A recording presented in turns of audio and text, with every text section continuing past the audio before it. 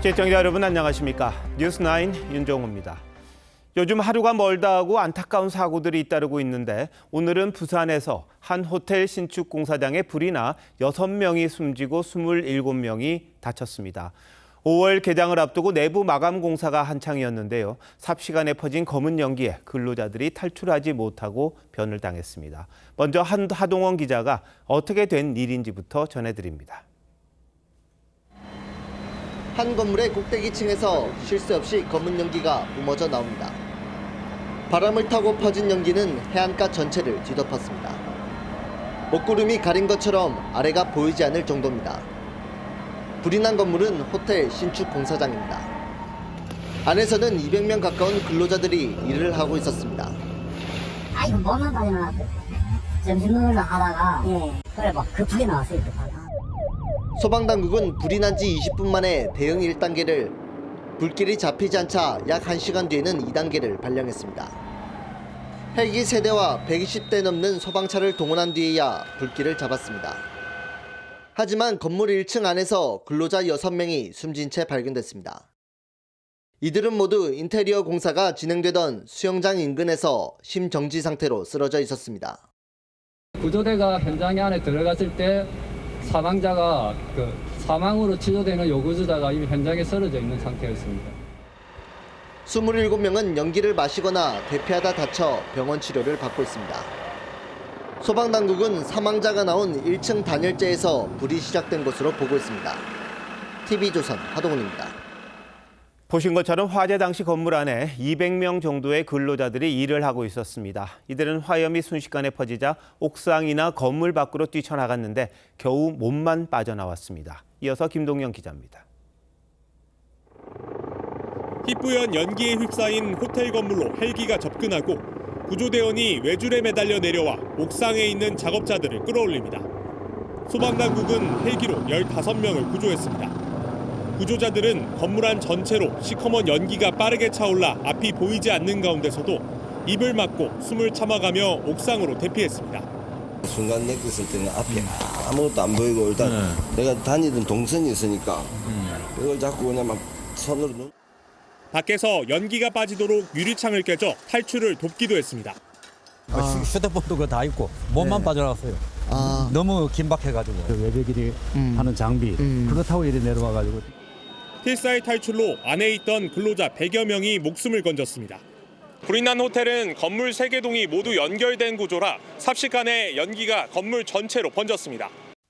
매캐한 연기는 1km 떨어진 마을까지 퍼질 정도였습니다.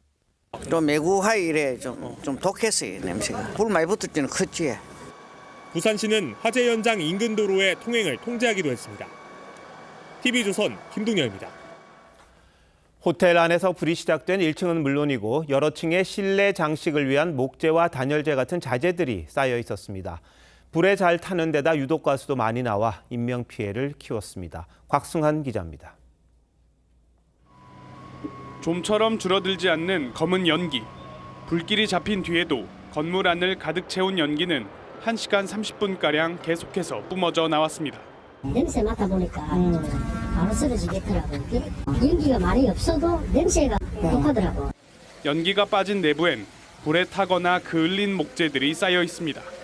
천장 마감재는 모두 타버려 앙상한 뼈대만 남은 채 배선이 흘러내렸습니다.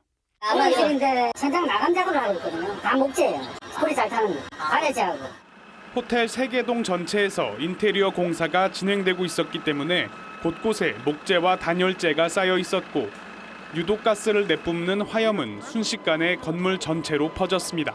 용접기라든지 그라인더 이런 데서 이제 절단을 하는 과정에서 이제 불꽃이나 불똥 같은 것들이 생기거든요. 이런 것들이 주변에 가연물로 착화돼서 화재가 발생하는 경우가 굉장히 많죠. 화재 당시 스프링클러가 작동됐는지는 아직 확인되지 않았습니다.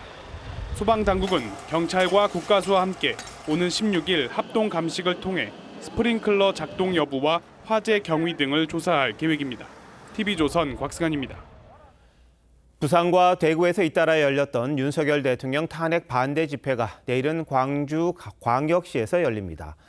시가 5.18 민주광장 집회를 허가하지 않자 인근 금남로에서 열리는데 탄핵 찬성 집회도 예정돼 있습니다. 자칫 양측 간 물리적 충돌 우려되는데요. 현장에 나가 있는 기자 연결합니다. 김태준 기자, 지금 금남로 상황 어떻습니까? 네, 이곳 금남로는 저녁 7시부터 내일 집회를 위해 경찰 보스가 도로 양옆을 채우고 있습니다. 자정을 기점으로 통제선도 구축할 예정입니다. 탄핵에 반대하는 기독교 단체 세이브 코리아는 오후 1시부터 4시까지 집회를 엽니다. 이어서 탄핵에 찬성하는 광주 비상행동은 오후 4시부터 7시까지 집회를 개최합니다. 두 단체는 각각 10,000명씩 모일 거라고 경찰에 신고했습니다. 양측은 서로 이곳 금남로에서 집회를 하겠다고 신경전을 펼쳤는데요. 경찰은 금남로 흥국화재를 기준으로 찬성 측은 문화전당역, 반대 측은 금남 사가역 쪽에서 집회를 하는 것으로 조율했습니다. 양측 간 거리는 불과 120m 남짓입니다. 경찰은 만일의 사태에 대비해 양측 사이에 경력을 투입하고 바리케이드를 설치할 예정입니다. 내일 집회를 앞두고 장외 신경전도 이어지고 있죠. 네, 그렇습니다. 지난 부산과 대구에서 연설한 한국사 강사 전한길 씨가 어제 광화문에서 열린 대통령 국민변호인단 출범식에서 광주 집회 참여를 독려했습니다. 광주 시민들까지, 전라도 도민들까지 모두가 동참한다면, 그래서 대한민국을 살리자라는 그 마음으로 하나 된다면, 강기정 광주시장과 이정선 광주시 교육감 등이 참여한 단체는 기자회견을 열고 반헌법 극우 세력의 내란 선동이라고 반발했습니다. 더 큰 민주주의 함성으로 대한민국을 배회하는 극우의 망령을 쫓아내겠습니다. 시민들은 평화적인 집회로 마무리되길 바라고 있습니다. 너무 생각이 다르기 때문에 그 질서와 유지를 하면서 서로의 뜻을 잘 관찰하고 첫째 사고 없고 탈 없이. 경찰은 물리적 충돌은 무관용 원칙에 따라 엄벌하겠다고 경고했습니다. 광주 금남로에서 TV조선 김태준입니다. 여야 정치권도 주말 동안 열릴 탄핵 관련 집회가 여론 흐름에 어떤 영향을 미칠지 촉각을 곤두세우고 있습니다. 국민의힘 일부 의원들은 지역 집회에 참석해 5만여 명이 모였던 대구 집회의 분위기를 이어가겠다고 벼르고 있고, 민주당은 당직자들에게 특별 휴가를 주겠다며 광화문 집회 참석을 독려하고 있습니다. 장세희 기자의 보도입니다. 내일 광주에서 열리는 탄핵 반대 집회엔 국민의힘 전북도당위원장인 조배숙 의원과 호남 당협위원장 30여 명이 참석합니다.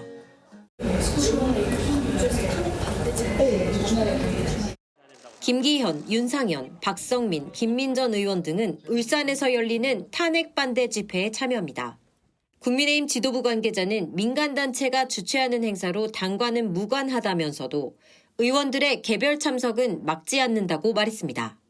반대하는 이들을 모두 적대시하는 극단주의가 민주당 골수에 박혀있는 DNA라는 생각이 듭니다. 민주당도 광주에서 열리는 탄핵 찬성 집회에 민영배, 양부남, 정준호 등 광주 현역 의원들 대부분이 참석할 계획입니다. 광주가 어떤 곳입니까? 극우 정치 집단이 집회를 하겠다고요. 저희들이 모두 함께 탄핵 찬성 집회에 참석하고, 당 지도부는 서울 광화문 집회에 당력을 모으고 있습니다.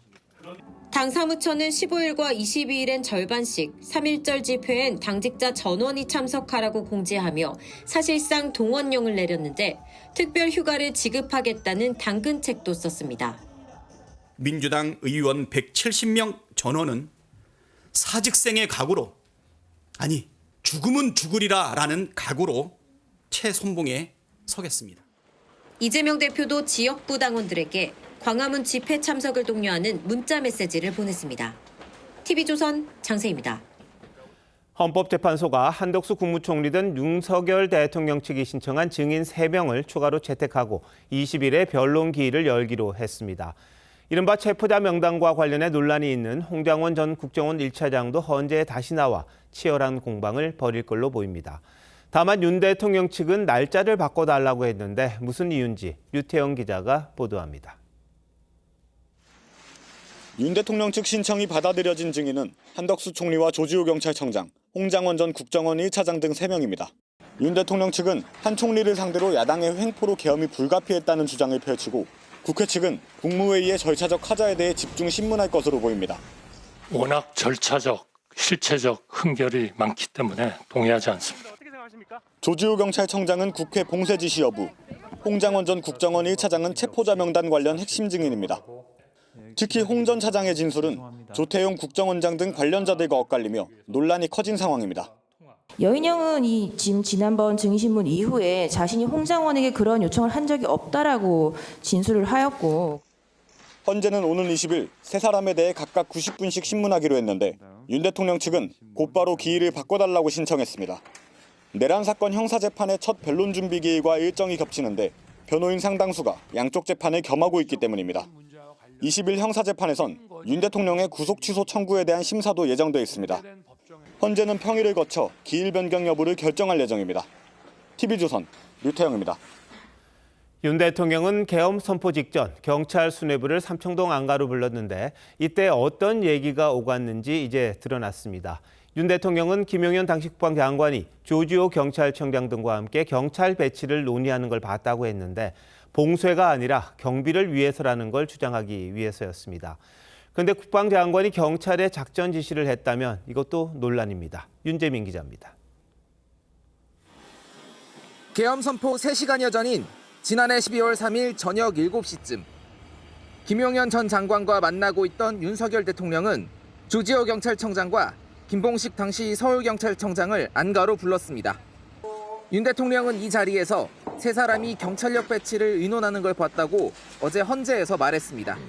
종이를 놓고 장관이 우리 두 분 경찰청장하고 서울청장에게 국회 외곽의 어느 쪽에 경찰 그 경력을 배치하는 게 좋겠다라고 해서 이렇게 그림을 그리고 하는 거를 제가 봤습니다.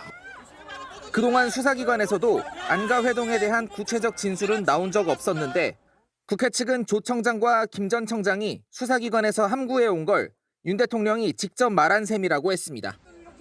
윤 대통령의 발언은 경찰이 국회 봉쇄가 아니라 외곽 경비를 담당한 것이라는 걸 강조하는 과정에서 나왔습니다. 관할 장관이 아니기 때문에 소개하는 뜻에서 이제 삼청동에서 이렇게 만나게 됐고요. 하지만 지휘권이 없는 국방장관이 경찰 수뇌부에 사실상 작전 지시를 하도록 한 것 아니냐는 지적이 나옵니다. TV조선 윤재민입니다. 어제 헌법재판소 변론에 출석한 조태용 국정원장이 홍장원 전 차장의 정치인 체포 명단 메모 작성 장소가 증언과 다르다고 지적하면서 또 다른 진실 공방이 펼쳐지고 있습니다. TV조선이 홍 전 차장의 구체적 동선과 시간을 파악해 봤는데 공관 앞 공터에서 작성됐다는 메모 작성 시기가 싹 잡아들이라고 지시했다는 윤 대통령과의 통화 이전일 수도 있어 보입니다. 이게 무슨 뜻인지 홍현주 기자가 단독 보도합니다. 지난해 12월 3일 밤 비상계엄 선포 15분쯤 뒤 홍장원 전 1차장은 조태용 원장을 만나기 위해 차로 3분 거리인 국정원장 공관으로 이동했습니다. 10시 46분 이곳에서 여인영 전 방첩사령관과 첫 통화를 했고 7분 뒤인 10시 53분 윤석열 대통령과 통화가 이뤄졌습니다. 이번 기회에 싹 다 잡아들여 무조건 도와라는 취지로 말하였죠. 그렇게 기억합니다. 여 전 사령관과 두 번째 통화를 한 10시 58분엔 홍 전 차장이 국정원 본청 현관을 들어가는 모습이 CCTV에 기록됐는데 메모 움직임은 없었던 걸로 알려졌습니다. 11시 6분 정치인 체포 명단을 받아 적었다는 세 번째 통화 장소는 자신의 사무실이었다고 조 원장은 밝혔습니다. 공터였기 때문에 서서 제 포켓에 있던 메모지에다 막 적었었습니다. 11시 6분이면 홍장원 차장은 거기가 아니고 그 청사에 있는 본인 사무실에 있었습니다.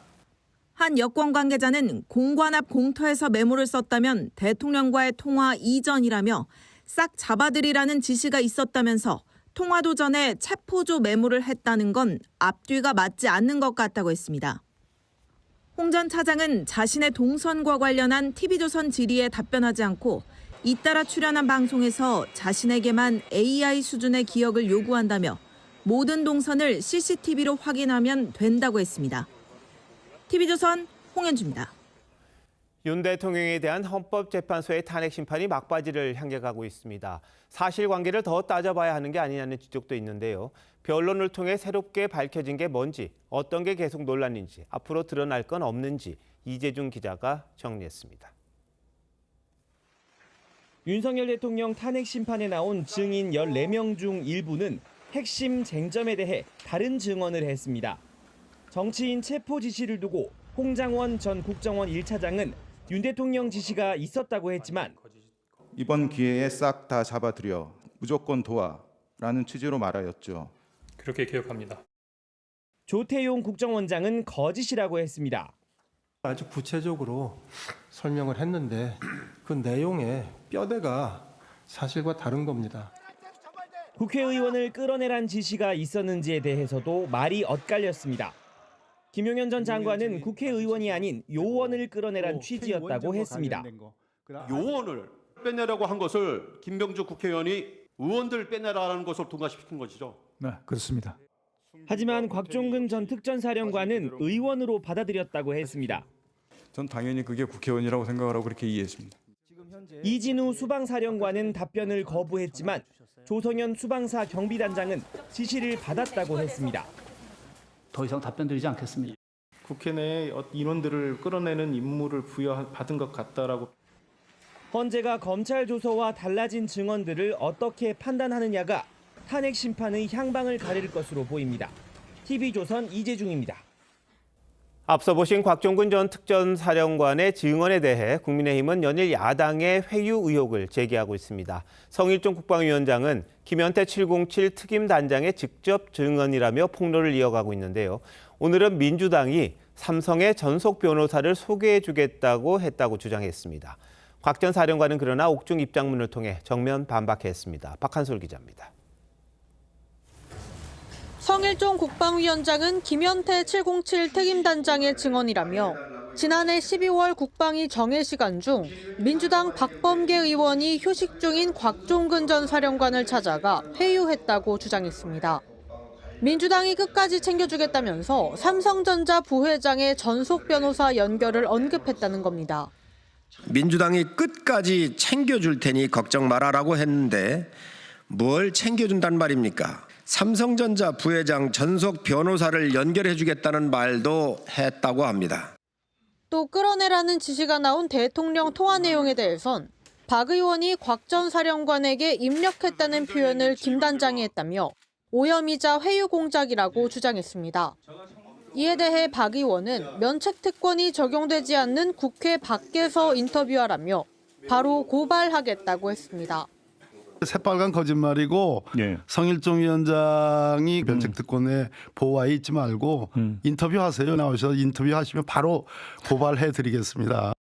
곽 전 사령관은 옥중 입장문을 통해 민주당에 이용당했거나 회유당했다고 생각하지 않는다며 회유한다고 해도 회유되지 않았을 것이라고 했습니다.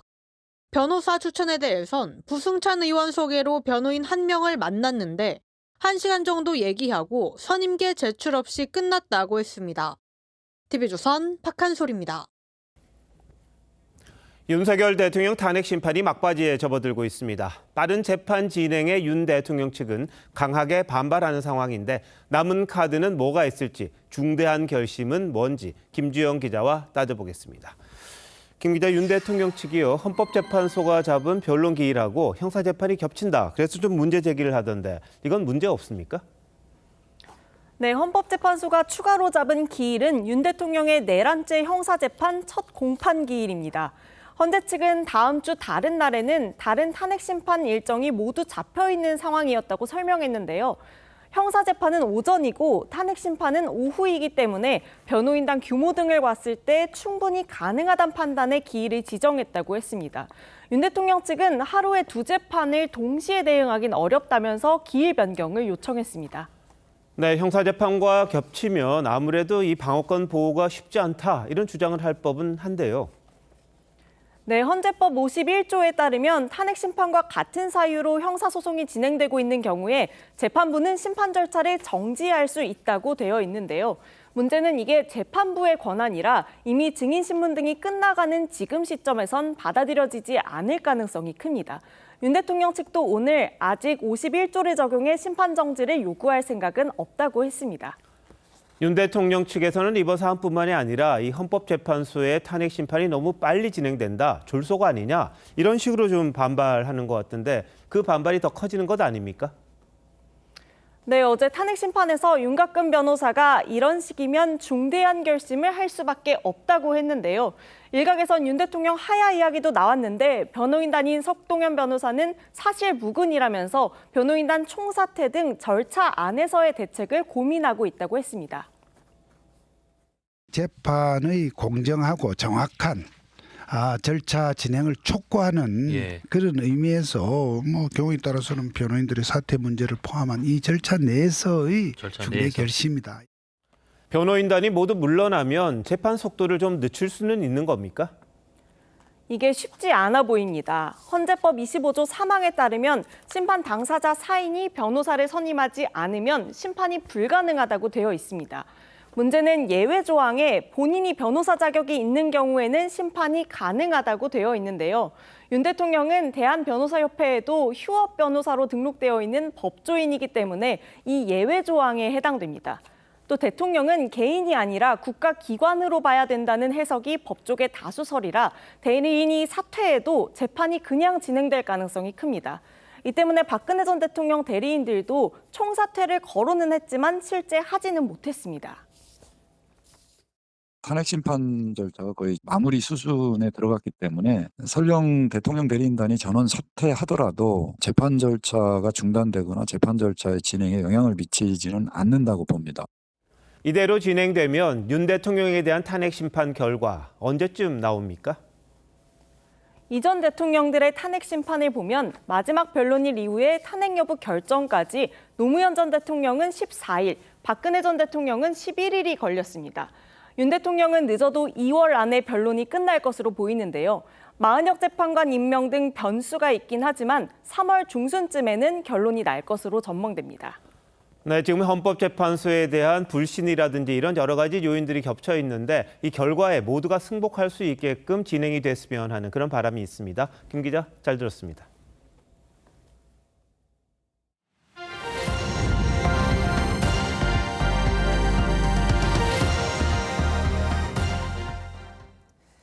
교사가 휘두른 흉기에 안타깝게 숨진 고 김하늘 양의 발인이 엄수됐습니다.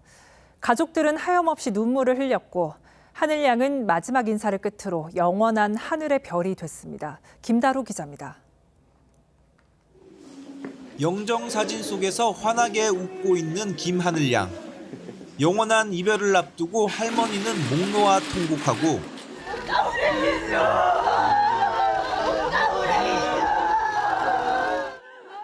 부모는 비틀거리며 몸을 제대로 가누지도 못합니다.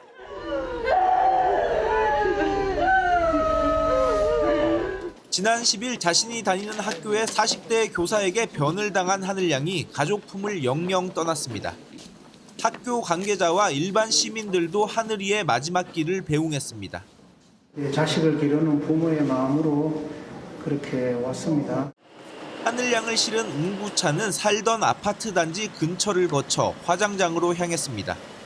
화장에 들어가기 전 하늘 양의 엄마 아빠는 관을 부여잡고 입을 맞추며 진짜 마지막 인사를 건넸습니다.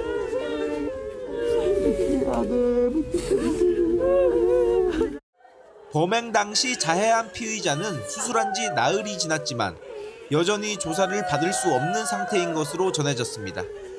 경찰은 피의자가 회복되는 대로 프로파일러 5명을 투입해 범행 동기와 계획 범죄 여부를 조사할 예정입니다. 또 유족에 대한 악성 댓글 138건을 삭제했고 3건은 조사하고 있습니다. TV조선 김다로입니다. 충남 서천의 한 주택에서 2살 배기 아이가 숨진 채 발견됐습니다. 한참 동안 방치된 상태였습니다. 아이가 다녔던 어린이집 원장이 아이가 안 나오자 이상하게 여겨 신고했는데 경찰은 20대 부모를 체포해 조사하고 있습니다. 김준석 기자입니다. 충남 서천의 한 다세대 주택. 어제 저녁 이곳 4층 베란다 안 다용도실에서 2살 배기 여자아이 시신이 발견됐습니다. 시신은 스티로폼 상자에 담겨 있었는데 발견됐을 당시 부패가 이미 상당히 진행된 상태였습니다. 경찰은 아이의 20대 부모를 살인과 사체 유기 혐의로 긴급 체포했습니다. 24년 9월 초중경 그 심야 시간대에 울고 고친다는 이유로 주먹으로 이제 때려가지고 살해를 했고요. 한동안 아이를 보지 못한 이웃들은 할머니 집에 가 있는 줄 알았습니다. 애들이 할머니 집에 있다고 엄청 큰가 봐 했지. 작년에 그 애를 본 건 한 몇 월쯤이세요? 한 열흘쯤 됐지. 묻힐 뻔한 끔찍한 범행은 아이가 어린이집에 나오지 않자 이를 수상히 여긴 원장의 신고로 드러났습니다. 이 원장이 니네 거기로 갔냐 이렇게 물어보니까 아니다 안 왔다고 하니까 이상해서 군에다가 한번 좀 파악해달라 이렇게 요청해서 부모는 평소에도 아이를 학대했다는 얘기도 나옵니다. 집에 이제 목각이 있었어요. 이제 그걸로 애기 울면 때린다고 하더라고요. 와이프한테 들은 경찰은 숨진 아이의 동생을 고려해 아버지에 대해서만 구속영장을 신청할 방침입니다. TV조선 김준석입니다. 오늘 이재명 대표의 대장동 재판이 열렸습니다. 이 대표의 측근인 정진상 전 민주당 대표실 정무조정실장도 보석 상태로 함께 재판을 받고 있는데 재판부가 정 전 실장이 보석 조건을 어겼다며 과태료 300만 원을 부과했습니다. 그 이유를 한지은 기자가 보도합니다. 지난달 21일 대장동 개발 특혜 의혹 재판에서 정진상 전 실장 측은 증인으로 나온 유동규 전 본부장을 상대로 새로운 주장을 꺼냈습니다. 지난해 9월 증인으로 나왔던 단골 술집 관계자 A씨에게 100억 원을 벌면 보관을 부탁한다며 이재명이 알면 큰일 난다고 말한 사실이 있는지 물은 겁니다. 유 전 본부장은 전혀 없다고 했습니다. 그런데 검찰이 어디서 나온 주장이냐고 지적하는 과정에서 외부에서 증인을 접촉한 사실이 드러났습니다. 정 전 실장 측은 A씨가 증언을 마친 뒤 전화한 것이라고 해명했는데 검찰은 수개월간 접촉 사실을 숨겨온 것이라고 지적했습니다. 앞서 재판부는 지난 2023년 보석을 허가하며 보증금 5천만 원과 사건 관계자들과 접촉하지 않는 조건을 달았는데 이를 위반한 겁니다. 국민의 기본적인 권리인 방어권을 보장해 주신 재판부께 감사드리고 앞으로 더욱 성실하게 재판에 임하도록 하겠습니다. 재판부는 보석 조건은 여러 차례 문제가 되어 왔다며 경고 차원에서 과태료 300만 원을 부과한다고 밝혔습니다. 정 전 실장은 지난해 6월에도 보석 조건인 자정전 귀가를 어겨 주의를 받은 적이 있습니다. TV조선 한지은입니다. 불법 촬영 혐의로 재판에 넘겨진 축구 선수 황의조 씨가 1심에서 징역형 집행유예를 선고받았습니다. 피해자 측은 흉측한 판결이라며 분통을 터뜨렸습니다. 안혜리 기자입니다. 축구 선수 황의조 씨가 고개를 숙인 채 법원을 빠져나옵니다. 피해자한테 할 말 없으세요? 죄송합니다. 황 씨는 지난 2022년 여성 2명을 4차례 불법 촬영한 혐의로 지난해 7월 기소됐습니다. 1심 법원은 범행 횟수와 촬영물 내용으로 볼 때 죄질이 좋지 않다면서 황 씨에게 징역 1년에 집행유예 2년을 선고했습니다. 재판부는 황 씨가 법정에서 범죄를 인정하고 반성했다며 공탁금을 냈고 초범인 점을 고려했다고 밝혔습니다. 앞서 황 씨는 지난해 11월 합의금 명목으로 2억 원을 법원에 공탁했습니다. 검찰은 피해자가 합의할 의사가 없는데도 황 씨가 기습 공탁을 했다며 징역 4년을 구형했지만 재판부는 공탁을 양형에 반영한 겁니다. 피해자 측은 황 씨에게 면죄부를 준 판결이라고 비판했습니다. 기습 공탁한 것은 유리한 양정으로 참작되었습니다. 더 화가 나는 건 이 사건에서 2차 피해를 아예 인정도 안 한 겁니다. 앞서 불법 촬영 영상을 유포한 황 씨의 형수 이모 씨는 지난해 징역 3년을 확정받았습니다. TV조선 안혜리입니다. 대낮에 만취한 운전자가 몰던 차량이 화물차를 들이받았습니다. 이 운전자는 몸을 제대로 가누지 못할 정도였는데 경찰의 음주 측정을 거부하다 현장에서 체포됐습니다. 김예나 기자입니다. 경차가 달려와 화물차를 쿵 들이받습니다. 화물차는 충격에 들썩이며 밀려나고 경차에선 흰 연기가 피어오릅니다. 밤사이 폭설로 도로 곳곳이 얼어붙었던 지난 7일 오후 1시쯤 서울 망원동에서 술에 취한 40대 남성이 몰던 차량이 화물차와 추돌했습니다. 출동한 경찰과 소방대원이 차에서 내리라고 요구했지만 이 남성은 무시하고 차를 뒤로 빼려고 시도했습니다. 소방관들도 경찰관하고 같이 내리시라고 일단 내리시라고 하는데 계속 안 내려. 자꾸 기아를 변속하면서 막 도망가려고 해. 결국 경찰관이 운전자의 양팔을 붙들고 남성을 간신히 끌어냈습니다. 차량 밖으로 나온 남성은 몸을 제대로 가누지 못하고 결국 이곳 길 한복판에 주저앉았습니다. 음주 측정도 3차례 거부하다가 결국 현행범으로 체포됐습니다. 측정기에 입을 대는 것 같지가 않으셨었어요. 기댄 상태에서 계속 그냥 주저앉으려고만 하시는 것 같았어요.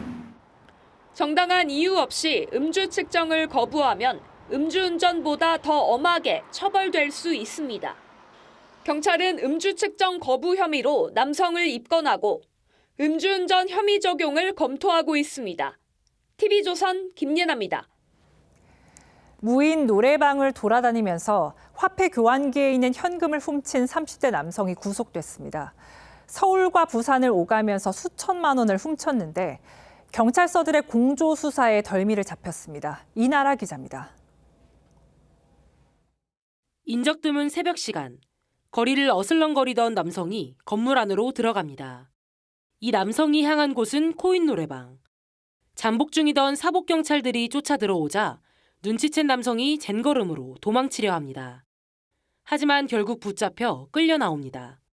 코인 노래방에 있는 화폐 교환기를 부수고 현금을 훔치는 범행을 반복하던 30대 남성이 붙잡히는 모습입니다. 이 남성은 매장에 상주하는 직원이 없는 무인 노래방을 골라 범행을 이어갔습니다. 지난 설 연휴 때부터 2주 동안 서울과 부산을 오가며 11곳을 털어 현금 3,300만 원을 챙겼습니다. 명절날이라 식구들하고 다 어디 가야 되는데 그런 거 다 취소하고 다 매장들 다 왔죠. 안경을 쓰거나 머리를 염색해 혹시 모를 추적을 피하려 했지만 피해 예상업소를 지키는 경찰에 덜미가 잡혔습니다. 동일수법으로 코인 노래 연습장 절도 사건이 발생을 했습니다. 수사 상황을 경찰서별로 공유를 하고 구속된 남성은 훔친 돈을 유흥비로 다 써버렸다고 경찰에 진술했습니다. 돈 왜 훔치신 거예요? 훔친 돈은 어디에 쓰셨나요? 경찰은 남성이 돈을 숨겨놨을 것으로 보고 자금의 행방을 쫓고 있습니다. TV조선 이나라입니다. 토지거래 허가구역 해제에 후폭풍이 불고 있습니다. 잠실과 대치 등 대상 지역은 물론 주변 지역의 집값도 들썩이고 있습니다. 집도 안 보고 계약하는 사람도 많습니다. 고희동 기자입니다. 이틀 전 서울시가 토지거래 허가구역을 해제한 서울 잠실의 한 아파트입니다. 전세를 끼고 집을 사는 갭 투자가 가능해지면서 실거래가가 하루 만에 최대 1억 원이 올랐다고 합니다. 어제 거래된 게 한 1억 정도 올랐다고 합니다. 아예 집도 안 보고 계약을 하겠다는 사람들도 줄을 잇고 있습니다. 이런 행태는 부동산 시장이 과열됐을 때 나타나는 현상입니다. 집도 안 보고 계약하시는 거 아니에요? 그런 경우도 있어요. 저한테도 계좌를 빨리 좀 달라고 주인한테. 집값 상승세는 토지거래 허가구역에 해제된 잠실과 삼성, 대치와 청담동은 물론 강동구까지 번지고 있습니다. 저희 손님도 하나 걷었어요. 좀 이따 팔아야 될 것 같다고. 인기 지역의 규제가 해제되면서 그동안 주춤했던 서울 집값을 다시 자극할 수도 있다는 우려가 나오고 있습니다. 지방 원정 투자가 늘어날 수 있고요. 이렇게 가수요가 늘어나게 되면 공급보다 수요가 많아지면 가격이 올라갈 가능성이 있습니다. 내수부진 속에서 집값만 뛰게 되면 기준금리 인하와 추경을 저울질하고 있는 한국은행이나 정부의 운신의 폭이 좁아질 수밖에 없습니다. TV조선 고희동입니다. 미 트럼프 대통령이 예고한 대로 상호 관세 방침을 공식 발표했습니다. 우리나라는 미국과 FTA를 맺고 있어서 대상이 아닐 거란 희망이 있었지만 미국이 비관세 장벽까지 고려하겠다고 밝히면서 우리도 타격을 받을 가능성이 커졌습니다. 먼저 장혁수 기자입니다. 도널드 트럼프 미국 대통령이 상호 관세 행정명령에 서명한 뒤 문서를 들어보입니다. Going to be the thing that makes our country really prosperous again. And this is going to be what pays down to $36 trillion in debt and all the other things. And the reciprocal makes tariffs really fair. 상호 관세는 미국에 불리한 무역 조건을 부과한 나라에 높은 관세를 매기는 조치인데 트럼프 정부는 상대국의 관세뿐 아니라 부가가치세와 미국 기업에 대한 불공정 관행 등 비관세 장벽까지 따져보겠다고 했습니다. 이 때문에 FTA를 통해 미국과 거의 무관세로 교역하는 우리나라도 상호관세 대상에 포함될 가능성이 높아졌습니다. 특히 빅테크 등을 겨냥해 추진 중인 플랫폼법을 문제 삼을 거란 관측이 나옵니다. 지배적 플랫폼을 연매출액 등을 기준으로 선별해서 제재하겠다고 하는 것이 비관세 장벽이라는 명분을 트럼프한테 제공을 할 가능성이 있는 거죠, 충분히. 다만 4월 1일까지 유예 기간을 두고 국가별 맞춤형 관세를 마련하겠다고 밝혀 협상의 여지를 남겼습니다. 트럼프 정부는 바이든 정부에서 확정된 반도체 보조금도 재협상을 추진 중인 것으로 파악됐습니다. 미국의 생산시설을 짓는 대가로 삼성전자는 우리 돈 6조 원, SK하이닉스는 6천억 원 이상 보조금을 받기로 했는데 미국 정부가 입장을 바꾸면서 난감한 상황에 처했습니다. TV조선 장혁수입니다. 미국이 상호관세를 4월 1일 이후 부과하겠다고 밝히면서 협상의 시간은 앞으로 한 달 반 정도 남았습니다. 각국 정상들은 직접 나서서 피해를 줄이는 데 사활을 걸고 있지만 권한대행 체제인 우리나라는 사실상 협상 마비 상태입니다. 유혜림 기자입니다. 지난주 미국과 정상회담을 갖고 우호를 다진 일본은 상호관세 발표에도 협상에 자신감을 나타냈습니다. 本件発表を受けまして、すでに米側と意思疎通を開始をしております。精査しつつ適切に対応していく考えでございます。 상호관세의 주요 표적으로 거론된 인도의 모디 총리도 트럼프 대통령을 만나 미국산 무기, 에너지 수입 등 선물을 안기며 협력을 약속했습니다. And we're going to work with India also. We have some very big trade deals to announce in the very near future. 앞서 호주는 총리가 직접 트럼프 대통령과 통화한 뒤 관세 면제를 고려하겠다는 답을 얻어냈습니다. The US president agreed that an exemption was under consideration for in the interests of both of our countries. 반면 탄핵 정국에 빠진 우리나라는 최상목 권한대행이 아직 트럼프 대통령과 전화 통화도 못했습니다. 대행 체제이기 때문에 아무래도 여러 가지로 제약이 있는 건 사실입니다. 미국이 아직 상무장관이 인준이 안 됐습니다. 그래서 인준이 되면 저희 산업부 장관과 만나도록 하고. 조태열 외교부 장관이 내일 독일 뮌헨 안보회의에서 미 국무장관과 만날 예정이지만 본격 협상보단 입장 전달에 그칠 전망이어서 외교력 부재가 국익 훼손으로 이어질 수 있다는 우려가 나옵니다. TV조선 유혜림입니다. 국회 대정부 질문 사흘째인 오늘 여야 의원들의 질의는 김문수 고용노동부 장관에 집중됐습니다. 한쪽은 띄우기에 한쪽은 깎아내리기에 나선 건데 탄핵 소추가 기각되면서 직무에 복귀한 이진숙 방통위원장과 야당 의원 간 신경전도 펼쳐졌습니다. 신경희 기자가 보도합니다. 국민의힘 이미자 의원은 김문수 장관의 과거 노동운동 시절 사진까지 띄워가며 김 장관 질의에 상당 시간을 할애했습니다. 제가 알기로는 장관님은 독립운동가 후손으로 알고 있는데 기득권과는 거리가 멀고 아주 청렴하다라고 많은 국민들이 생각하고 있습니다. 쫄리십니까? 쫄리면 집니다. 김 장관을 대하는 민주당 의원들의 태도는 정반대였습니다. 김문수 장관께서는 보수 정치인이십니까? 극우 정치인이십니까? 대권 도전하십니까? 지금 전혀 그런 생각은 없습니다. 일제시대 김구 선생 국적이 뭡니까? 김구 선생 국적은 여러 가지 있습니다만 중국 국적을 가졌다는 이야기도 있고요. 야당의 탄핵 소추로 직무가 정지됐던 이진숙 방통위원장과 국회 과방위원장을 맡고 있는 민주당 최민희 의원의 신경전도 이어졌습니다. 내란이라고 표현한 것은 정확치 않다라고 언론 선배로서 이야기했습니다. 그런 얘기하면 선배가 한 말로 들립니까? 그 정도 분간이 안 되나요? 이 위원장은 이른바 카카오톡 검열 논란에 대해 민주당이 확실하게 카카오톡 검열이라는 것은 없다고 선언하면 국민이 조금 더 신뢰하지 않을까 생각한다고 말했습니다. TV조선 신경입니다. 김문수 장관과 달리 출마 가능성을 내비친 여권 주자들은 분주합니다. 주자들 간 신경전도 시작된 듯한데 오세훈 서울시장은 여권 일각에서 거론되는 소위 한동훈 서울시장설에 대해 예의가 아니라면서도 연대설에는 선을 그었습니다. 유승민 전 의원은 이재명 대표를, 원희룡 전 장관은 헌법재판소를 비판했습니다. 한송원 기자입니다. 오세훈 서울시장은 여권 일각에서 거론되고 있는 한동훈 전 대표와의 연대설을 부인했습니다.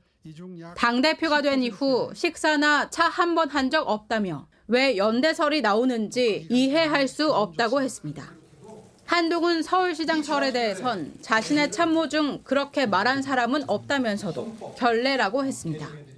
잠재적 여권 주자 중 오 시장과 한 전 대표는 사실상 탄핵 찬성파로 분류됩니다.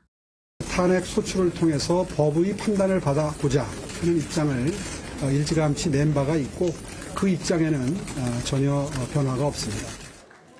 이를 두고 일각에서 오 시장은 대선, 한 전 대표는 서울시장을 하기로 했다는 얘기가 나온 건데 한 전 대표 측은 가짜뉴스라고 반박했습니다.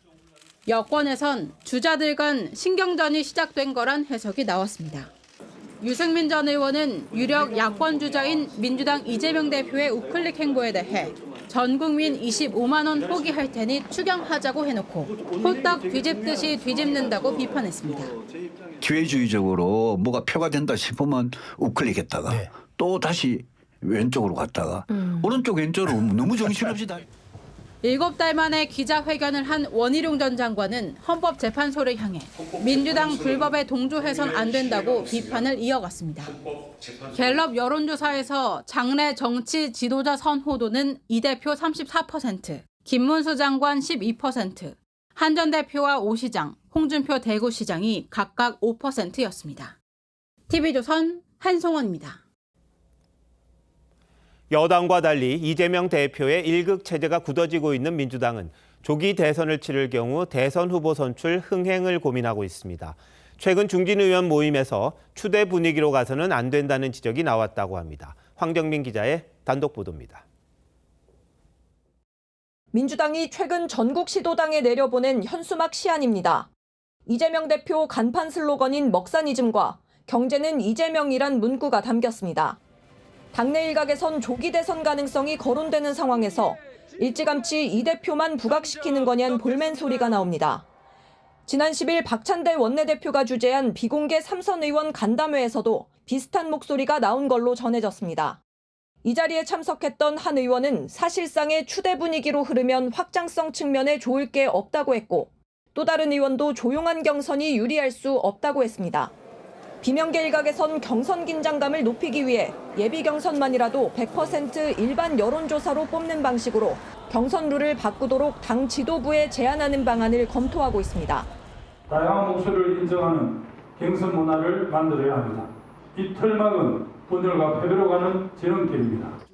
이런 가운데 이 대표는 미국 워싱턴 포스트 인터뷰에서 북미 대화 재개 노력을 지지한다며 올해 안에 트럼프 대통령을 노벨 평화상 후보로 공식 추천하는 상황이 있길 바란다고 했습니다.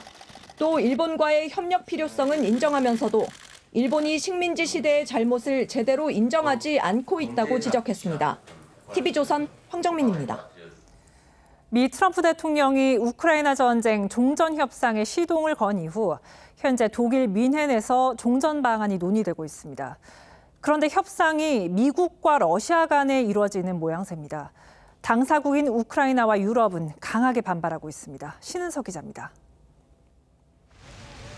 독일 뮌헨에 도착한 벤스 미국 부통령이 러시아와 우크라이나 전쟁의 종전 방안과 관련한 큰 틀을 언급했습니다. We're going to talk, of course, about the Ukraine-Russia conflict and how to bring it to a negotiated settlement. 앞서 트럼프 대통령은 G7에서 퇴출당한 러시아를 복귀시켜야 한다는 등 러시아의 입장을 대변하는 듯한 발언도 했습니다. They've said they cannot have Ukraine be in NATO. I actually think that was the thing that caused the start of the war. And 러시아 역시 협상단 구성에 착수했다고 화답하면서 미국과의 양자 회담을 시사했습니다.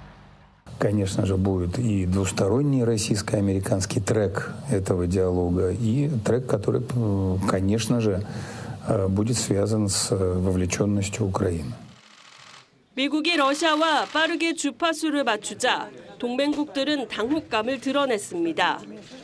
젤렌스키 대통령은 미국과의 회담이 먼저라며 러시아와 협상 테이블에 앉지 않겠다고 했습니다. Будь-які двосторонні перемовини про Україну, я не про інші теми. Тут вони вільні. Будь-які двосторонні перемовини про Україну без нас ми не будемо приймати. 유럽연합도 협상 참여 의지를 재확인했고 영국은 우크라이나의 나토 가입을 지지한다며 미국과 다른 목소리를 냈습니다. 이런 가운데 뮌헨 안보회의 개막을 앞두고 회의장 인근에선 차량이 군중을 향해 돌진해 어린이 등 최소 30명이 다쳤습니다. 용의자는 아프가니스탄 출신 남성으로 현장에서 체포됐습니다. TV조선 신서입니다.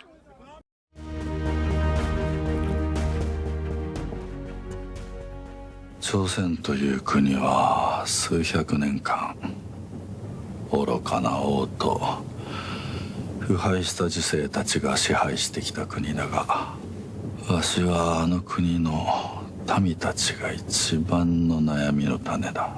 今も満州にいる義兵たちが悩みの種だ。 영화 하얼빈에 나오는 이히토 히로부미의 대사입니다. 민중의 저력을 두려워하지만 의병의 고귀한 피로도 나라를 구하지는 못했습니다. 문제는 총이었습니다. 1894년 이만의 동학군은 우금치 고개에서 괴멸됩니다. 일본군 600명, 관군 1660명에게 사실상 전멸되다시피 했습니다. 화승총으로는 기관총과 무라타 소총을 당할 수가 없었습니다. 세계의 변화에 어두운 채 애국심만으로 나라를 지킬 수는 없습니다.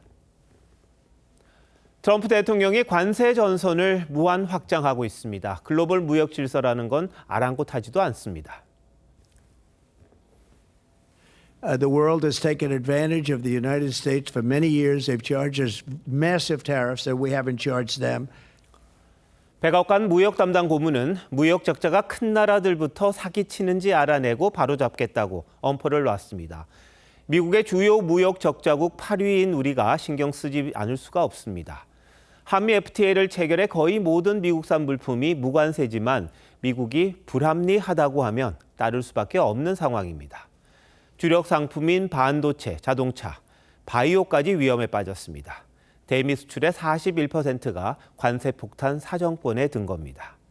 각국은 미국과의 협상에 혼신의 힘을 기울이지만 정치가 고장난 대한민국, 대책회의만 열고 있습니다.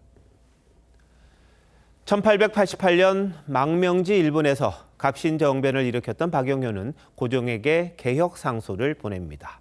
일본이 개화의 도를 취해 다른 부강국과 어깨를 나란히 하고 있는데 우리는 아직도 꿈에서 깨어나지 못해 세계 사정을 헤아리지 못하고 있다고 했습니다. 온 천하로부터 모욕을 자초하고 있다고도 했는데 지금이 다를 게 뭐가 있나 싶습니다. 태평양에서 거대한 해일은 이미 닥쳐오고 있습니다. 부끄러운 정치가 되지 않게 지금이라도 정신 차릴 때입니다. 2월 14일 앵커 칼럼 오늘 우리만 딴 세상이었습니다.